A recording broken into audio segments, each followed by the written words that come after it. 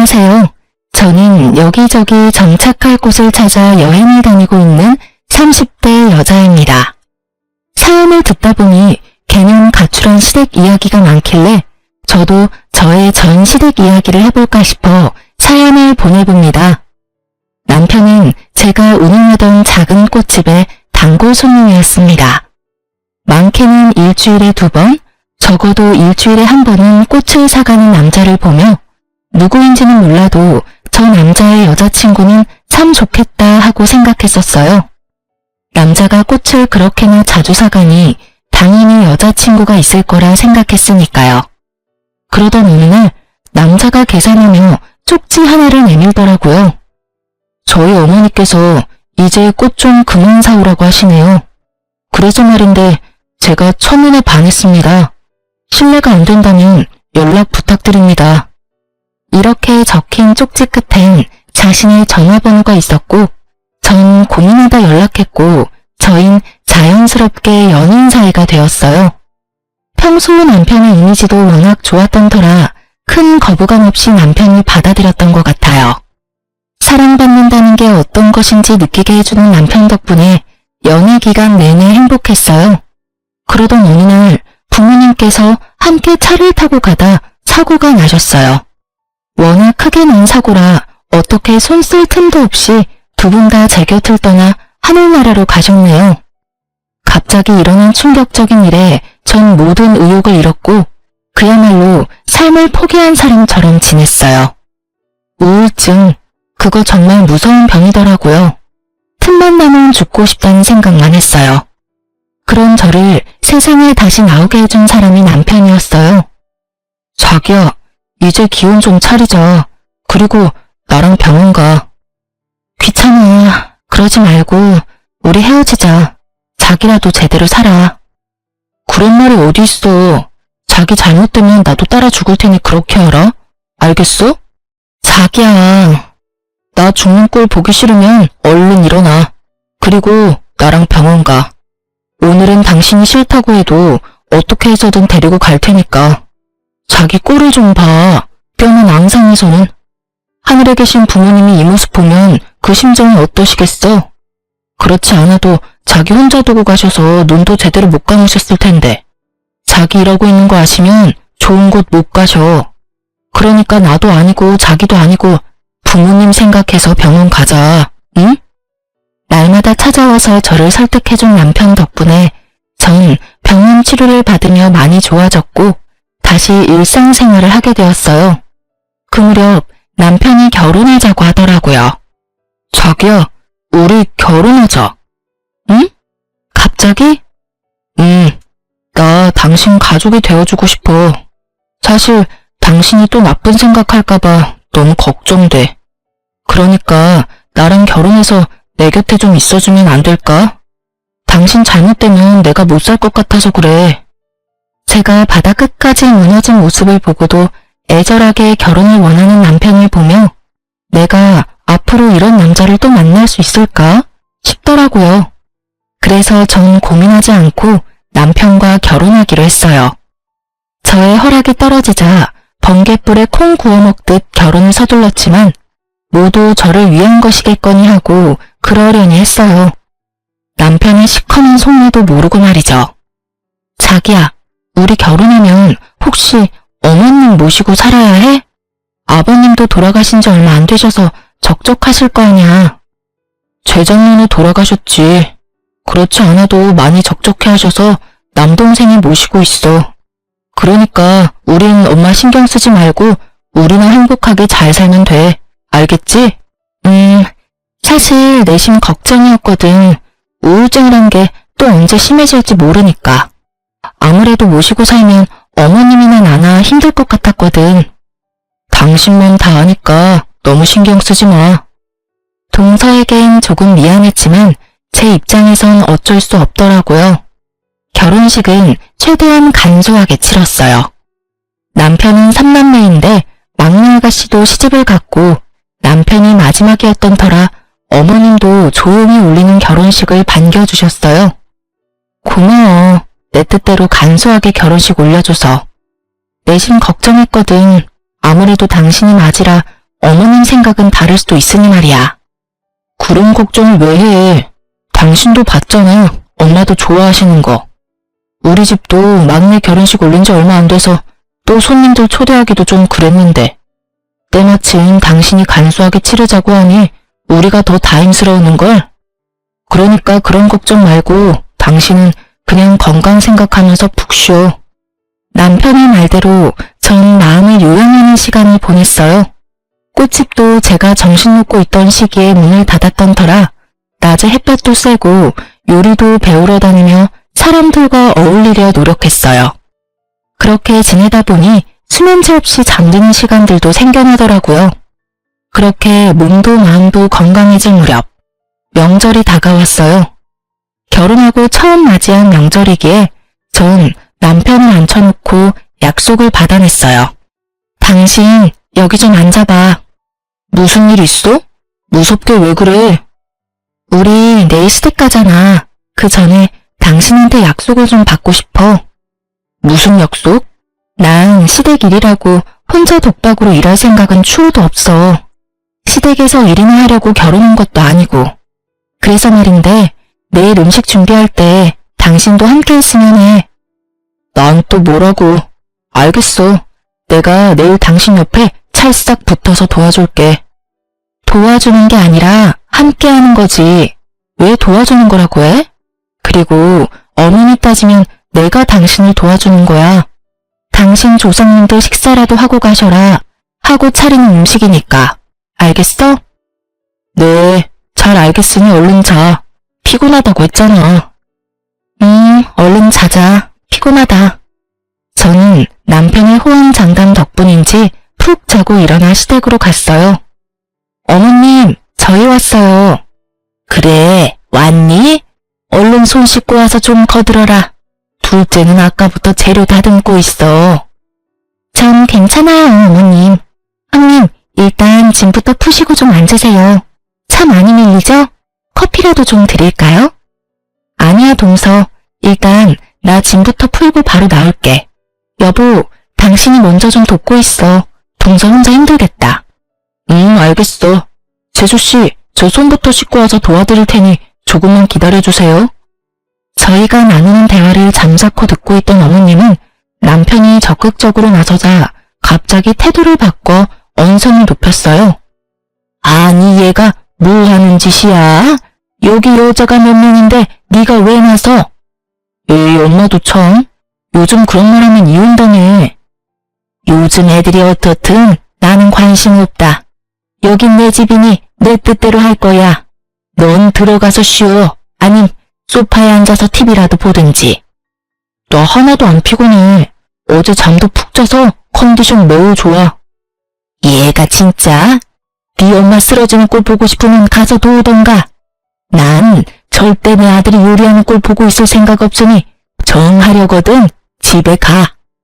단호한 어머님의 태도에 남편도 어찌할 바를 모르겠는지 우물쭈물하고 있더라고요. 생각 같아선 집에 가고 싶었어요. 하지만 그럴 순 없더라고요. 형님, 전 괜찮으니까 형님도 몸 안 좋으시면 들어가서 쉬세요. 늘 혼자 했던 터라 별로 힘들지도 않아요. 동서, 그게 무슨 말이야. 이 많은 걸 어떻게 혼자서 해? 늘 해왔는데요, 뭘. 그리고 전 음식 만드는 것보다 어머님 노여움이 더 힘들어요. 그러니까 아주버님 벌 그만 세우시고 형님도 같이 들어가세요. 전 진짜 괜찮아요, 형님. 착한 것을 넘어 바보 같은 동서를 두고는 도저히 발길이 떨어지지 않았으니까요. 전 멀뚱히 서 있는 남편을 일단 방으로 보내고 동서를 도왔어요. 동서의 말은 그냥 하던 말이 아니더라고요. 그간 진짜 혼자서 일은 다 했는지 손이 보이지 않을 정도로 군더더기 없이 빠르게 음식을 해내더라고요. 돕는다고 돕는 제 손길이 방해될 뿐이라는 걸 깨달은 저는 그저 뒷정리만 할 수밖에 없었어요. 동서, 대단하다 진짜. 손이 어쩜 그렇게 빨라? 저도 처음엔 버벅거렸어요. 근데 워낙 제사가 많은 집이라 금방 손에 익더라고요. 듣는 저는 웃음이 나지 않는데 동서는 어쩜 그렇게도 밝게 웃으며 말하는지. 전 이제껏 동서의 시댁살이 어떠했는지 훤히 보이더라고요. 아니나 다를까 명절 아침이 밝았고 전쟁 같은 시간이 지난 뒤 다 함께 모여 앉아 밥을 먹고 있었어요. 동서는 밥을 제대로 씹지도 않고 급하게 먹더니 미처 하지 못한 뒷정리를 하려고 일어섰고 전 그런 동서를 다시 앉혔어요. 가만히 있어. 내가 알아서 할 테니까. 네? 동서는 일단 가만히 있어. 나한테 다 생각이 있으니까. 동서는 의아한 눈으로 절 바라보았고 전 동서의 손을 꽉 붙잡고 놔주지 않았어요. 시댁 식구들의 식사가 끝나갈 때쯤 아가씨가 혼자 문을 열고 오더라고요. 나왔어. 서서방은? 그 일 바빠서 또 회사 갔지. 엄마한테 죄송하다고 전해달래. 그렇게나 바빠? 뭐가 그렇게나 바쁘다고 명절에 쉬지도 못하고 또 회사야. 아 몰라. 하루 이틀 바쁜가 뭐. 나 배고파. 밥 줘. 넌 이때까지 밥도 안 먹고 뭐 했어? 시댁에서 밥도 한 그릇 못 얻어먹은 거야? 우린 차례도 안 지내잖아. 여기 와서 먹으려고 거의 안 먹었지. 언니, 얼른 먹을 거 좀 줘요. 시켜먹는 꼴이 숨을 쉬듯 자연스러운 신이를 보며 저도 모르게 한숨이 나오더군요. 전 신이의 밥을 차리려는 동서를 붙잡아 세우고 큰 소리로 말했어요. 동서, 친정 안 가? 이제 아가씨도 왔으니 이만 가봐. 네? 저 가라고요? 그럼 안 갈 거야? 아가씨도 왔는데 동서도 당연히 가야지. 형님은요? 형님은 언제 가시게요? 뭘 내 걱정까지 해? 나도 동서 보내고 갈 거니까 내 걱정하지 말고 동서나 얼른 가. 부모님들이 얼마나 기다리시겠어? 동서도 외동딸이라며. 시댁도 중요하지만 친정도 잘 챙겨야지. 여긴 식구도 많으니까 얼른 가봐. 그래도 되죠, 어머님? 그러렴. 당황한 기색이 역력한 어머님과 이런 상황이 어리둥절한 동서. 저는 동서를 떠밀다시피 해 친정으로 보내버렸어요. 그리고는 서둘러 남편의 옆구리를 찔러댔죠. 지금 당장 돌아가자는 무언의 압박을 알아들은 남편은 어색하게 연기를 시작했어요. 너무 피곤하다. 아들 피곤해? 그럼 들어가서 한숨 자. 아니, 여기서 자다 깨서 가려면 더 피곤해. 그럼 하루 더 자고 가면 되지. 친정 가야 하는 것도 아니고 뭐가 걱정이라고. 이 사람도 이렇게 고된 일은 처음이라 피곤할 거고 이번 명절은 우리도 일찍 가서 쉬어야겠어. 가자 여보. 짐 다 챙겨뒀지? 응, 아까 다 챙겨뒀어. 그럼 우리 갈게. 남편은 도망치듯 저를 데리고 시댁에서 나와버렸어요. 현관문을 나서는데 어머님과 아가씨의 표정이 가관이더라고요. 그도 그럴 것이 제기는 물론이고 밥 먹은 그릇조차도 정리가 되지 않았는데 동서도 제가 보내버리고 저마저도 가버리니 그 산같이 쌓인 설거지는 꼼짝없이 두 사람의 몫이 되어버렸으니까요. 그 통쾌함도 오래가진 못했어요. 그 후 어머님은 일을 가셨는지 틈만 나면 저를 불러 일을 시키시더라고요. 전 한두 번은 그냥 가서 뜻대로 해드리다 반복되는 호출에 남편을 불러 함께 갔어요. 당연히 평일 낮이었고 남편은 연차를 쓰거나 반차를 쓰고 저와 함께 했죠. 넌 도대체 회사는 어떻게 하고 오는 거니? 오늘은 반차 썼어. 너 그러다 회사 잘려 이놈아. 그리고 너도 그렇다. 내가 너만 오라고 했지 내 아들까지 끌고 오라디? 왜 자꾸 일도 못하게 같이 끌고 오는 거니? 끌고 오다니 내가 무슨 개야? 끌려오게. 그냥 내가 온 거야. 오늘 뭐 하냐고 물어보니 엄마한테 간다길래 나도 엄마 보고 싶어서. 다들 아시겠지만 제가 끌고 온 것이 맞았어요. 남편은 온 힘을 다해 뻔히 보이는 거짓말을 했고 그런 아들의 거짓말에 어머니는 긴 한숨을 쉬시더니 벼랑간 동서에게 화풀이 하기 시작했어요. 예, 너 냉장고 위는 다 닦았니? 거기 먼지가 한가득 하더라. 뭔 집에서 노는 애가 거기도 안 닦고 뭐 했니? 하여튼 게을러서는. 도대체 친정에서 뭘 배워서 시집 온 거야? 사부인도 참 뻔뻔하기도 하구나. 이리 배운 것도 없는 딸 자식 시집 보낸 거 보니 말이다. 냉장고 위라 참 황당하더라고요. 냉장고 위까지 반짝반짝하게 하고 사는 주부가 몇이나 된다고. 거기에다 친정 드립까지 나오니 저에게 하는 말도 아닌데 저도 화가 다 나더라고요. 정말 말 그대로 생트집을 잡는 어머님의 망언에 동서도 더는 참을 수 없었는지 입을 떼더라고요. 어머님, 정말 해도 해도 너무하시네요. 제가 뭘 그렇게 잘못했다고 친정 엄마까지 들먹이세요? 뭐야? 너 지금 나한테 말 대답하니? 네, 저도 할 말은 해야겠어요. 지금까진 어머님이 하시는 말씀 다 저를 위하는 말이다 생각하고 넘어가려고 했어요. 근데 요즘은 해도 해도 너무하시잖아요. 친정엄마가 무슨 잘못을 했다고 그런 소리까지 하시냐고요. 원래가 그렇다. 시집와서 네가 잘못하면 친정엄마가 욕먹는 법이야. 그런 법은 없어요, 어머님. 그리고 제가 잘못해서 혼내시는 거 아니시잖아요. 만만한 게 저라고 형님이 저처럼 가만히 있지 않고 할 말 다 하시니까 저한테 지금 화풀이 하시는 거잖아요. 제가 바본 줄 아세요? 내가 언제 너한테 화풀이를 했다고 그러니? 얘가 아주 생사람 잡는구나. 왜? 너도 네 형님이 바락바락 시어머니 이겨먹는 꼴 보니 따라하고 싶더니? 그래서 눈 똑바로 뜨고 나한테 대드는 거야? 집안꼴 잘 돌아가는구나.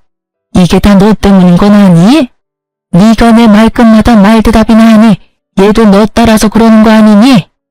엄마, 왜 갑자기 이 사람한테 그래? 넌 빠져 이 녀석아. 어디 부모 앞에서 마누라 역성을 드는 거야?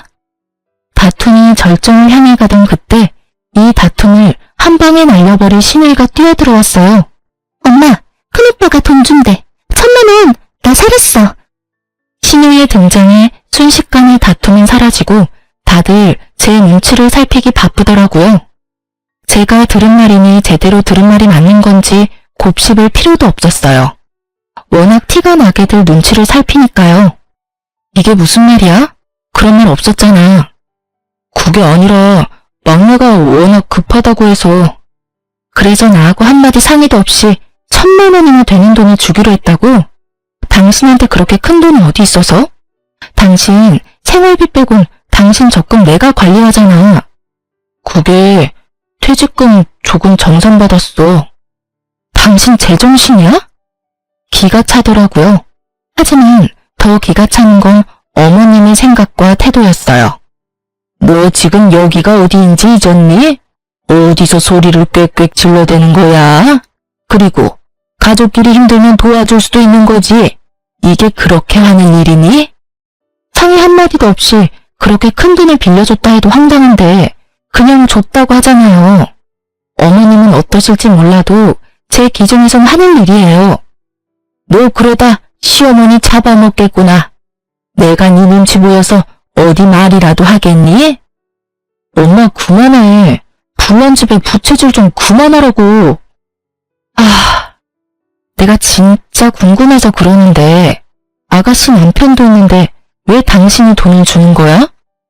그게 막내가 남편 몰래 친 사고라 알면 이혼당해. 들으면 들을수록 어이가 없더라고요. 저는 이대로는 안 되겠다 싶어 단호하게 말했어요. 당신은 다를 줄 알아? 아가씨, 상황이 급한 것 같으니 돈은 드릴게요. 대신 달에 50만 원씩 갚으세요. 이자는 안 받을 테니 편의점 알바를 해서라도 꼭 갚으셔야 할 거예요. 뭐라고요? 언니가 뭔데 이래라 저래라 해요? 몰라서 물어요? 아가씨 오빠 부인이잖아요. 잘 들어요 아가씨. 오빠 이혼하는 꼴 보기 싫으면 매달 잊지 말고 50만 원씩 꼭 붙여요. 당신도 똑바로 들어. 한 번만 더 상의 없이 이런 일 벌였다간 진짜 이혼이야. 알겠어? 단호했던 제 태도 때문인지 아가씨는 돈을 꼬박꼬박 갚는 듯 했어요. 그렇게 시댁은 몇 달 정도 조용하더라고요. 하지만 시댁이 조용하니 남편놈이 사고를 치더라고요. 어느 순간부터 회사 일이 너무 힘들다고 하더니 어느 날은 진지하게 그만두고 싶다고 하더라고요. 저도 수입이 없었던 터라 좋게 조금만 더 고생해달라고 했어요. 그렇게 퇴사 마음을 접은 줄 알았는데 그게 아니었어요. 당신, 그게 뭐야? 출근한다고 나갔던 사람이 대낮에 큰 상자를 안고 집으로 들어오더라고요. 제가 깜짝 놀라 물으니 남편님은 어린아이처럼 웃으며 말했어요. 나 사표 냈어. 당신 말 듣고 참아보려고 했는데 도저히 안 되겠더라고. 그래서 그냥 오늘 사표 내버렸어. 미안해. 미리 말 못해서. 아, 그래. 이미 낸 사표 어쩌겠어.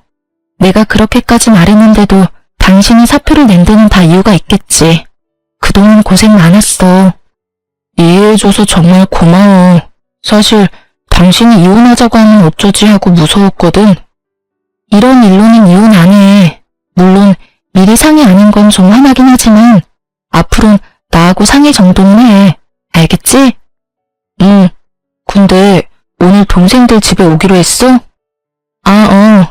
어머님 곧 생신이잖아. 선물 때문에. 대단하신 어머님은 한여름에 밍크코트를 선물로 받고 싶다 하셨고 한두 푼도 아니었기에 전 서방님과 아가씨를 집으로 불렀어요. 약속 시간에 맞춰 두 사람은 집으로 왔고 전 바로 얘기를 꺼냈어요.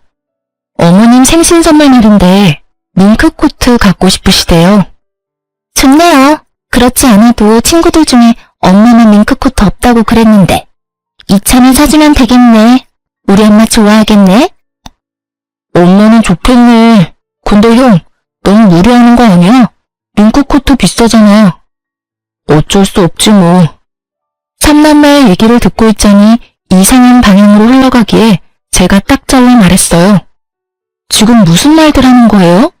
어머님 밍크코트 다 같이 동료와서 사드릴 거예요. 한두 푼짜리도 아니고 저희가 어떻게 사드려요?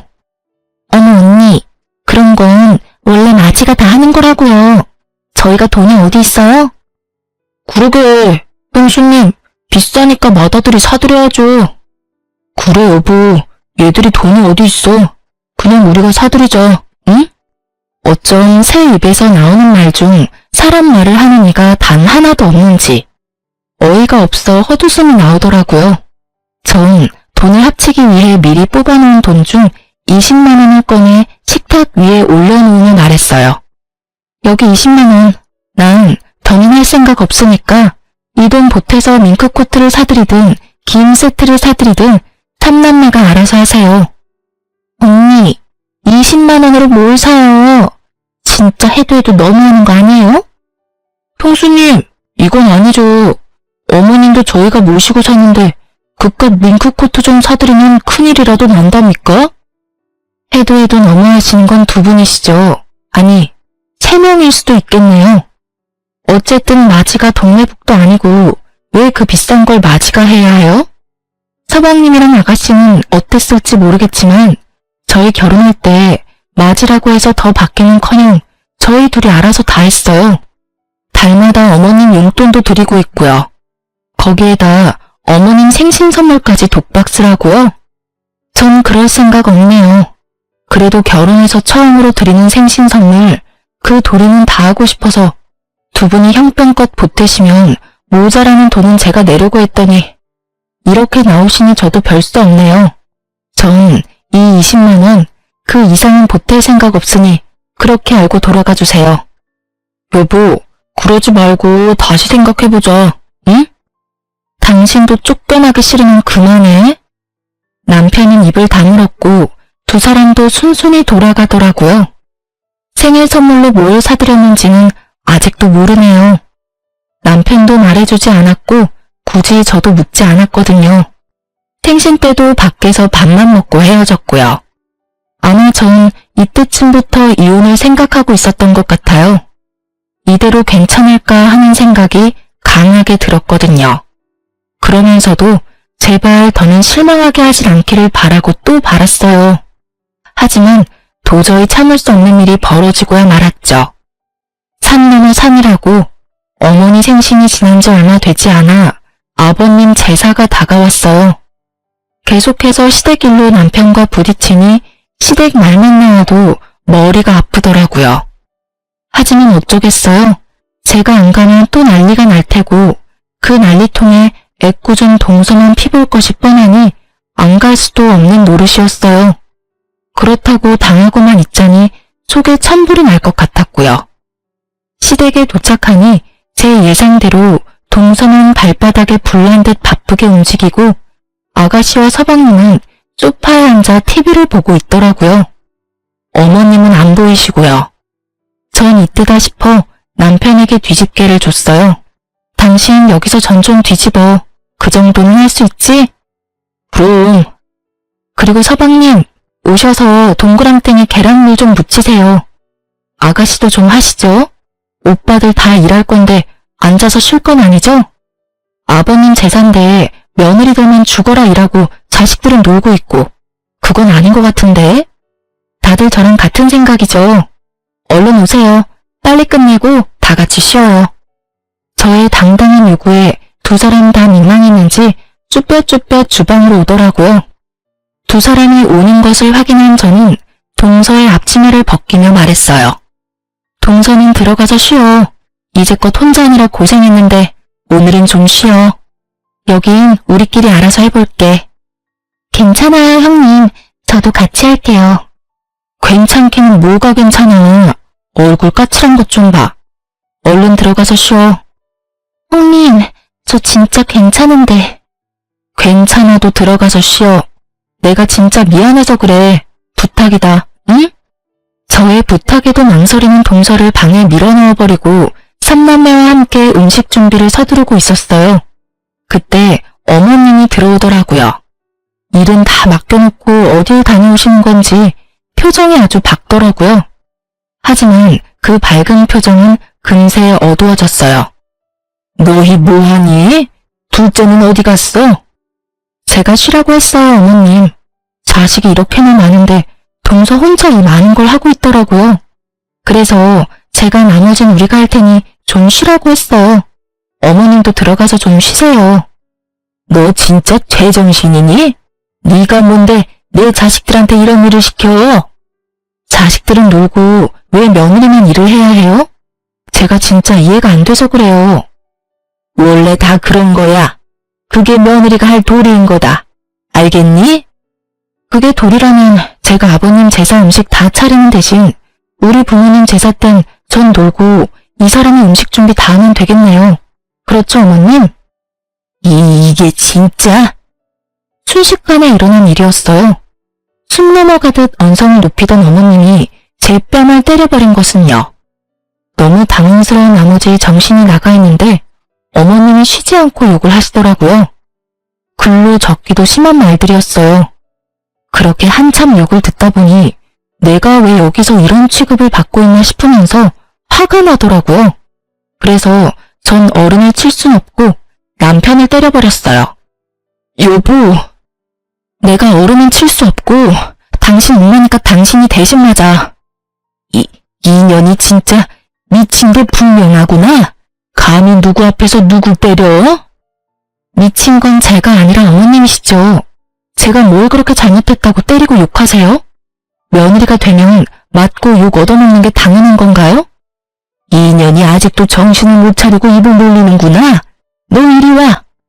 저한테 한 번만 더 욕하시고 때리시면 똑같이 이 사람한테 할 거니까 어디 한번 해보세요. 저의 협박에 어머님은 목더미를 잡고 뒤로 넘어가는 신용을 하더라고요. 소름 끼치는 연기를 보고 있자니 토할 것 같아 전 가방을 들고 그대로 집으로 돌아왔어요. 집에서 씩씩거리고 있으니 남편도 왔더라고요. 돌아온 남편은 저를 보자마자 무릎을 꿇고 싹싹 빌더라고요. 여보, 내가 대신 사과할게. 진짜 미안해. 많이 아팠지? 나 살다 그렇게 몰상식한 사람 처음 봤어. 욕하는 거 당신도 들었지? 나 참, 난 세상에 그런 욕이 있는 줄도 몰랐다. 어쩜 그런 욕을 할 수가 있는지. 내가 다 미안해. 진심이야. 당신이 원하면 나 엄마랑 인연 끊을 수도 있어. 그러니까 이혼하자는 말만 하지 말아줘. 나 당신 없으면 못 살아. 손이 발이 되게 비는 남편의 뒤로 온 채 전 방으로 들어와 문을 잠가버렸어요. 남편이 잘못한 것도 아닌데 화가 너무 나니 남편도 꼴도 보기 싫더라고요. 다음날이 되어도 찬바람이 쌩쌩 불자 남편도 피하는 게 상책이다 싶었는지 아침 일찍 나가 저녁 늦게 들어오더라고요. 그렇게 며칠이나 지냈을까요? 동서가 찾아왔어요. 그리고 동서에게서 충격적인 말을 들을 수 있었어요. 형님, 제가 며칠 동안 많이 고민했는데 아무래도 형님이 아셔야 할 것 같아서 왔어요. 그날 형님 그렇게 가시고 아주버님이 어머님께 엄청 화를 내시는 거예요. 저 어머님이 형님한테 손찌검까지 하셨으니까 저렇게 화를 내시나 보다 했는데 그게 아니었어요. 그럼? 그게 말이에요. 형님, 부모님 사망보험금 때문이었어요. 뭐? 그걸 그 사람이 어떻게 알아? 난 말한 적 없는데? 그게 형님 많이 아프셔서 정신없으실 때 우연히 서류 보셨다고 하시더라고요. 아주버님이 형님을 정말 사랑한 건 맞는데 결혼을 서두른 건 보험금 때문인 것 같았어요. 그리고 아주버님 회사도 그만두셨다면서요? 회사 그만둔 얘기하면서 자기 이제 사업하려고 하는데 그 보험금이 꼭 필요한데 이러다 이혼하자고 하면 책임지실 거냐면서 화를 내는데 정말 저게 인간 맞나 싶더라고요. 그러면서 앞으로 형님한테 연락도 하지 말라고 하셨어요. 동서는 말하면서도 온갖 감정이 뒤섞이는지 울먹이고 있더라고요. 그런 동서를 보는데 참 고마웠습니다. 동서도 이런 얘기 쉽진 않았을 텐데 말해줘서 내가 참 고마워. 고맙기는요. 형님이 이때껏 저한테 어떻게 해주셨는데 당연히 말씀드려야죠. 형님, 도망치세요. 이혼하셔야 해요. 이렇게 말하면 좀 그렇지만 그 돈이 어떤 돈인데요. 형님 부모님 목숨값인데 그런 사람들한테 다 줄 순 없잖아요. 그리고 아주버님 퇴직금 전부 아가씨랑 어머님 드렸어요, 형님. 동서, 진정해. 모르는 사람이 보면 동서가 당사자인 줄 알겠다. 이혼 당연히 해야지. 근데 지금은 때가 아니야. 더 좋은 때를 기다려야지. 근데 나도 나지만 동서는 어째? 나한테 이런 말 전한 거 들키면 모르긴 몰라도 또 큰 사달이 날 텐데. 저도 이혼할 거예요. 그 미친 집구석 질릴 대로 질렸어요. 나 때문에 동서까지. 미안해 동서. 그런 말 마세요. 형님 때문 아니에요. 형님도 잘 아시잖아요. 제가 이때까지 어떻게 살았는지. 저요. 좋은 게 좋은 거라고 그냥 꼭 참고 살았어요. 근데 그때 들으셨죠? 친정엄마까지 들먹이는 거. 그때 온갖 정이 뚝 떨어지더라고요. 그래도 그놈의 사랑이 뭔지 남편 때문에 한 번 더 참았는데 그날 아주버님이 미친 소리 하는데 말리기는커녕 더 부추기더라고요, 그 인간. 그런 모습 보는데 이혼밖엔 답이 없겠더라고요. 애도 없겠다. 미련도 없어요. 이렇게나 똑 부러지는 사람이 그간 참고 살았을 생각을 하니 참 안쓰럽더라고요. 전 동서의 손을 꽉 잡아주었고 동서는 그간 서름이 떠올랐는지 울더라고요. 그런 동서와 함께 저도 울었어요. 그제야 제가 배신을 당했다는 것이 크게 실감이 나더라고요. 한참을 울던 동서는 자신도 때를 기다리겠다며 시댁으로 돌아갔어요. 모든 사실을 다한 저는 남편을 기다렸고 밤이 되자 남편이 돌아왔어요. 좋은 건수라도 생겼는지 다른 날보다 얼굴이 밝더라고요. 좋은 일 있어?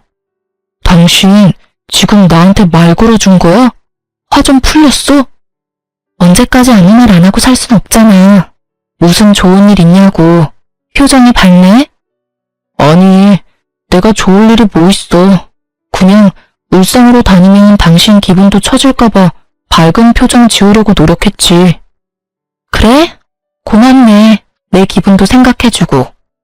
근데 당신 요즘도 당신 식구들한테 돈 주고 그런 거 아니지?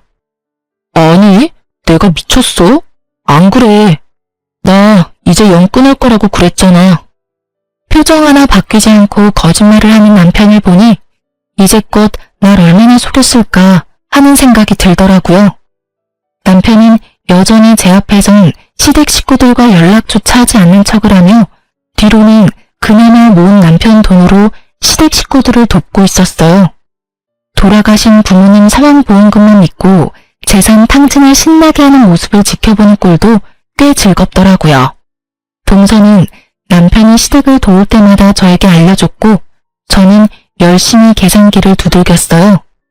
마침내 남편 통장이 텅텅 비었을 때쯤 전 남편에게 이혼을 통보했어요. 이혼해 우리. 갑자기 그게 무슨 소리야? 말 그대로 이혼하자고. 갑자기 무슨 이혼이야. 우리 엄마 때문에 그래? 내가 영 끊는다니까. 요즘 연락도 안 하는 거 당신이 더 잘 알잖아. 연락은 안 하지만 돈은 주잖아. 그거 참 이상하지 않아? 언제 얼마가 필요한지 알고 돈을 그렇게 매번 들여? 당신이 그걸 어떻게 알았어? 그게 중요해? 어머님, 서방님, 아가씨 골고루 잘도 나눠주던데. 내가 그랬지? 나랑 상의 없이 한 번만 더 이런 일 벌이면 가만 안 있는다고. 이혼해. 나 맘 돌릴 생각 전혀 없으니까 괜히 힘 빼지 말고 해. 안 돼. 못해. 나 당신 없이 못 살아. 당신도 잘 알잖아. 내가 아니라 내 부모님 사망보험금이 없으면 못 살겠지. 당신이 그걸 어떻게 알았어? 영원한 비밀이 있을 거라 생각했어? 꿈도 크다. 얼른 짐 싸서 나가. 여기 내가 처녀 때부터 살던 내 집인 건 알지? 당신 집은 1%도 없으니까 문구적거리지 말고 당장 나가줘. 10분 시간 줄게. 10분 뒤에도 나가지 않으면 경찰 부를 테니까 그렇게 하라. 전 세상을 다 잃은 표정이라고 서 있는 남편을 뒤로 한 채 방으로 들어왔어요.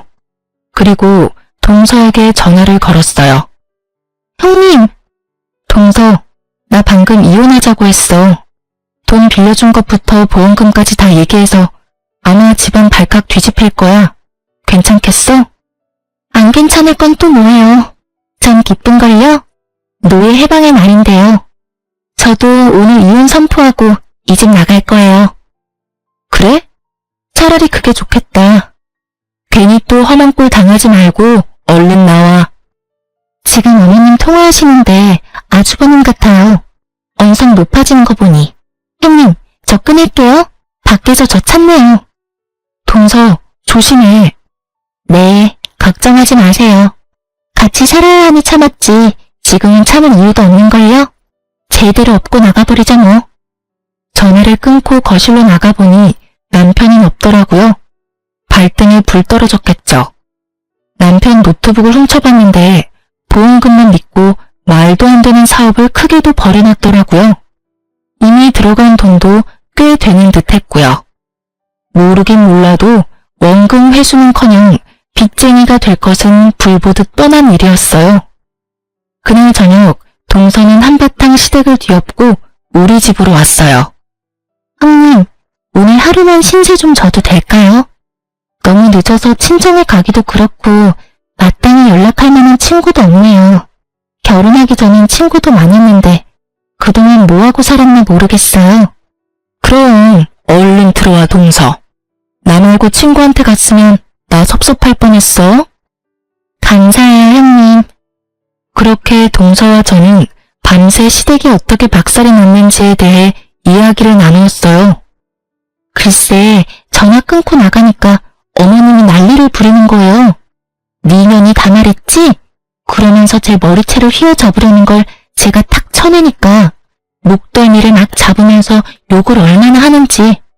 거기에다 남편 새끼도 막 소리를 지르길래 그냥 이혼하자고 하고 제가 준비했던 음식 다 식탁 밑으로 엎어버리고 나왔어요. 어머님 막말하고 욕한 것도 다 녹음해뒀어요. 동서는 시원하게 뒤집고 나왔고 저흰 시원하게 이혼했어요. 저의 예상대로 두 형제는 돈이 있을 리가 없었고 위자료는 줘야 하니 시댁집을 담보로 대출을 받아 위자료를 주더라고요. 시모는 자신의 손으로 두 아들을 이혼시킨 꼴이 됐으니 화병으로 누웠다고 하고요. 그 성격에 참 잘 어울리는 단어라고 생각했네요. 화병. 이혼 후 저희는 그저 기다렸어요. 그 인간만도 못한 것들이 서로 저희의 복수를 대신하는 꼴을 그저 기다리며 지켜봤어요. 어느 날 동서에게 시동생이 찾아왔고 동서에게 무릎을 꿇고 싹싹 빌었다고 해요. 여보, 나 분가에서 나왔어. 나한테 왜 그런 이야기를 해? 이제 우리 둘이 오붓하게 살 수 있어. 그러니까 우리 다시 시작하자. 내가 앞으로 진짜 잘할게. 응? 오붓 같은 소리 한다 진짜. 야, 정신 차려. 나 네 엄마 때문도 있었지만 너도 끔찍해서 이혼하자고 한 거야. 참 너도 너다. 남의 돈 탐내더니 이제 부모까지 버리고. 버리다니 그냥 분가한 거라고. 그래, 그렇다고 쳐. 집 담보로 대출받아 깡통집 만든 것도 모자라서 아픈 엄마 내팽개치고 나온 게 분가라고 생각하고 싶으면 그렇다고 치고 제발 좀 꺼져줘. 네 무릎 단 그 바닥 썩을까봐 나 지금 너무 걱정되니까. 내 말 안 들려? 꺼지라고. 시동생은 동서의 호통에 불이 나게 도망갔다고 하더라고요. 착하기만 했던 동서가 그렇게 화를 내니 놀라기도 했겠죠. 동서 말을 듣는데 제가 더 통쾌하더라고요. 거기서 끝인 줄 알았는데 시댁 것들은 동서가 얼마나 만만했던 걸까요? 그 뒤로 한동안 조용하더니 어느 날은 시모가 직접 찾아왔다고 했어요. 행색이 말도 못하게 형편없었다고 하더라고요. 아가, 나라도 좀 받아주면 안 되겠니? 네? 제가 왜요? 어머님 잘난 아들딸 있잖아요. 그 나쁜 것들 말도 마라. 네 남편은 날 버리다시피 하고 집을 나가더니 연락도 없고 하루가 멀다고 와서 돈이란 돈은 다 뜯어가던 딸려는 이제 돈 없다고 날 첫째한테 떠넘기더니 전화도 안 받아. 그리고 장남이라는 거는 내 집까지 팔아서 글쎄 날 월세방에 쳐넣어놓고 연락도 안 되는구나. 아, 어머님. 응? 그래, 아가, 넌 나 안 버릴 거지? 저 이혼했어요. 벌써 이혼한 지 몇 달이나 지났어요. 전 어머님 아가도 며느리도 아니에요. 그러니까 앞으로 찾아오지 마세요. 어머님이라 불러드리는 것도 오늘이 마지막이니까요. 이제 진짜 두 번 다신 보지 마요. 전 어머님 얼굴만 봐도 끔찍하네요. 동서가 어찌나 성대모사를 잘하는지 동서 말을 듣는데 마치 시모가 눈앞에 있는 기분이었어요. 그래서 그런지 더 통쾌하더라고요. 저의 예상대로 그들은 서로가 서로에게 지옥을 보여주고 있었어요. 참 어울리는 결말이라고 했네요. 이렇게 끝이 난 줄 알았죠? 찾아올 사람은 다 찾아왔다고. 하지만 아니더라고요. 전 남편이 남아있다는 걸 깜빡했어요, 제가.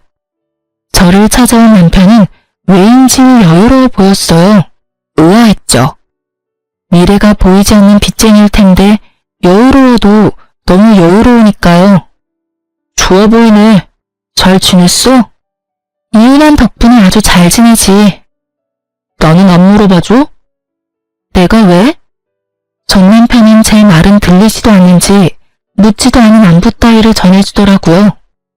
나는 못 지내. 당신이 없어서. 그리고 우리 가족들도 잘 못 지내. 엄마는 단칸방에 사시고 막내는 결국 돈 사고 친 거 남편한테 들켜서 이혼당하고 요새는 연락도 안 돼. 어디서 뭐라고 사는지. 에휴. 신세 한탄이나 하려고 만나자고 한 건 아닐 테고 갑자기 만나자고 한 이유는 말해. 나 이번에 대박 건수 잡았어.